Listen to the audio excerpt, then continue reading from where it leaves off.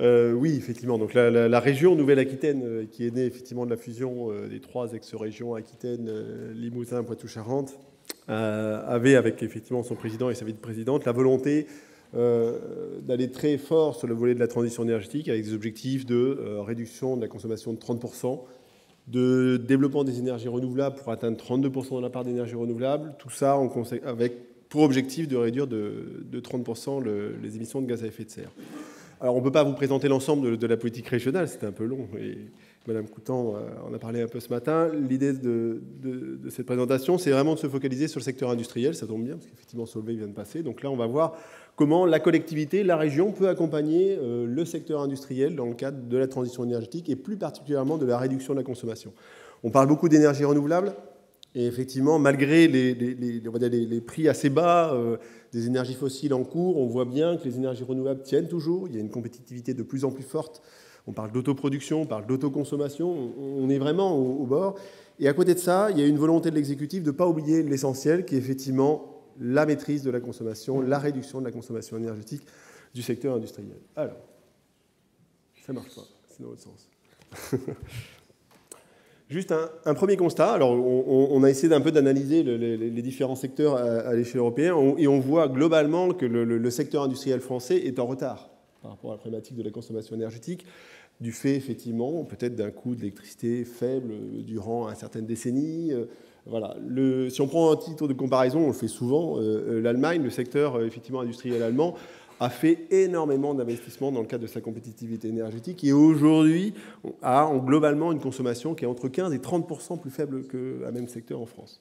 Ça veut dire que le secteur industriel est sensible aux variations du coût de l'énergie et plus sensible que les autres. Donc l'objectif de la région, qui est en plus chef de file du développement économique, était effectivement d'améliorer la résilience du secteur industriel au regard des variations du coût de l'énergie, tout ça effectivement en réduisant la part de l'énergie dans la production. On a un objectif qui était de 30%. La région, elle, compte contribuer directement à la réduction de 5% du secteur industriel avec le dispositif qu'elle a mis en place. Alors un constat, on a nouveau territoire, Nouvelle-Aquitaine, donc effectivement on commence un peu à étudier quels sont les secteurs existants, quelles sont les entreprises qui existent. Et là, premier constat, 10% des industries représentent 80% de la consommation du secteur. Donc on concentre beaucoup la consommation à travers des gros. Alors effectivement, j'ai vu Solvay, donc ça va être intéressant, on va pouvoir discuter après l'intervention pour voir comment on peut les accompagner et travailler avec eux. Il y a vraiment cette volonté, effectivement, d'identifier les acteurs, et on voit là qu'effectivement, on a en gros une 50aine d'entreprises sur lesquelles on va devoir faire plus d'efforts et accompagner plus fortement. Sans oublier naturellement derrière les restes, que ce soit effectivement TPE ou PME, on verra. Hop. Alors le choix, c'est qu'on ne pouvait pas intervenir de la même façon auprès des TPE, des PME, des grands groupes, ou alors des gros consommateurs, parce qu'on a aussi des PME qui sont des gros consommateurs. Donc il y avait l'idée, voilà, alors un peu subjective, de dire, voilà, on va faire des paliers, on va dire 100 gigawattheures, ce sont les très gros consommateurs, entre 10 et 100 gigawattheures, ce sont les moyens, et puis après, il y a l'ensemble des TPE qu'il faut naturellement accompagner. Sur ce volet-là, la particularité, ou la nouveauté, l'innovation que l'on fait, c'est sur la partie, effectivement, des gros consommateurs. On sait qu'un investissement industriel est souvent lourd, si c'est un moment effectivement de renouveler le process, ou alors si c'est un investissement purement énergétique, globalement, on a parlé un peu au moment de temps de retour, sur un investissement purement énergétique, vous ne dépassez pas 20 mois, 24 mois. Avec un coût de l'énergie faible, ça veut dire que globalement, les investissements en faveur de l'efficacité énergétique ne sont pas très rentables pour le secteur industriel. Ou alors, il faut effectivement réfléchir à long terme. Et c'est le choix qu'a fait la région Nouvelle-Aquitaine. Alors, on a identifié l'ensemble des industriels, effectivement, en fonction de leurs différentes consommations. On rentre en contact avec l'ensemble de ces industriels et on discute avec eux parce qu'on sait deux choses. Un industriel a un plan d'investissement à 3 à 5 ans. C'est-à-dire qu'il sait à peu près les différents investissements qu'il va réaliser sur son site à 3 à 5 ans. L'idée de la région, c'est comment accompagner ce plan pluriannuel d'investissement pour qu'il aille plus loin. Pour qu'il aille faire effectivement des opérations ou des investissements qui ne seraient pas prévus parce que, bon, au moment où il faut aller négocier auprès de son conseil d'administration, quand vous dites que voilà, je vais récupérer de la chaleur sur je vais récupérer de la chaleur de la fumée pour réinjecter dans mon process, voilà, tout ça, ça a un coût, c'est un ROI qui n'est pas très bon, ça a un temps de retour qui est assez faible. Globalement, on va plutôt préférer l'investissement productif. Donc l'idée de la région, c'est d'accompagner et d'essayer d'accompagner ces industriels pour qu'ils fassent le petit plus et qu'on travaille avec eux sur qu'est-ce que c'est que ce petit plus. J'arrive toujours 2 fois. Si je vais nettement, j'ai fait 2 fois. Non, ça va. Donc c'est vraiment ça. Et du coup, c'est la notion de confiance. C'est-à-dire qu'on va travailler avec l'industriel. Un contrat de partenariat avec l'industriel, ça ne se construit pas. On n'est pas un guichet. La région Nouvelle-Aquitaine n'a jamais voulu être un guichet. Vous ne venez pas chercher un ticket et attendre votre tour. Vous venez nous présenter une stratégie. Quelle est votre stratégie dans le cadre de la transition énergétique? En quoi vous voulez investir dans les énergies renouvelables, dans l'efficacité énergétique?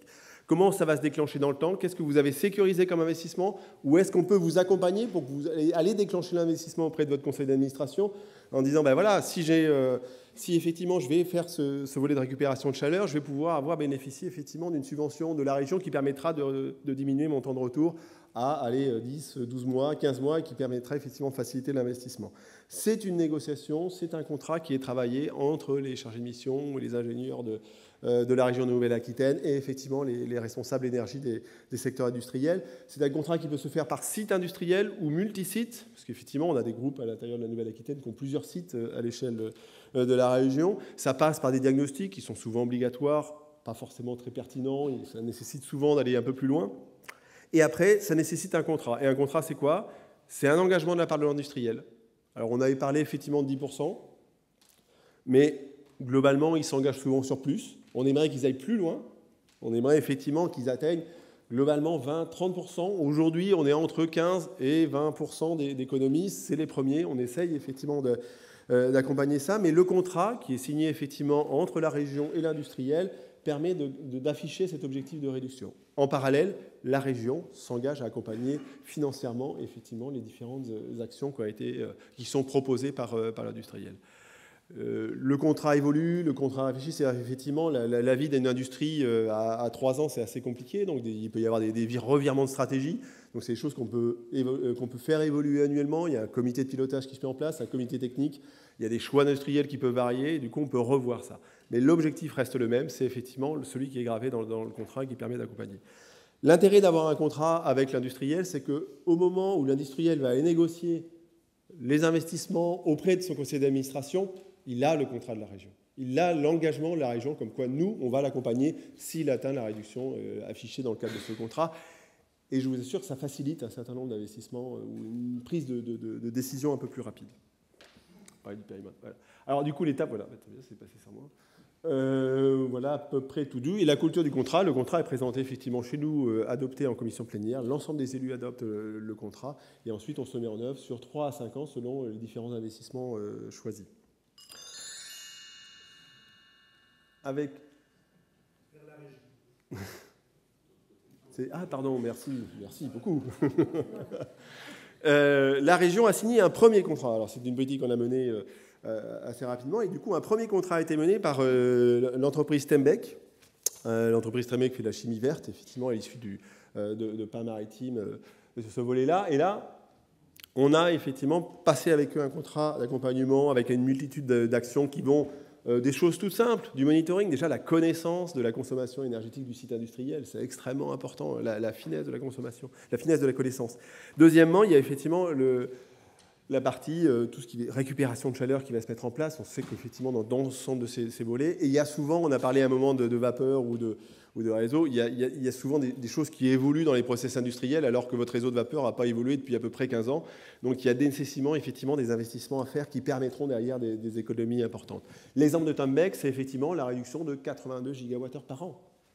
C'est extrêmement important à l'échelle du secteur industriel. C'est un bond de la part de cette entreprise landaise.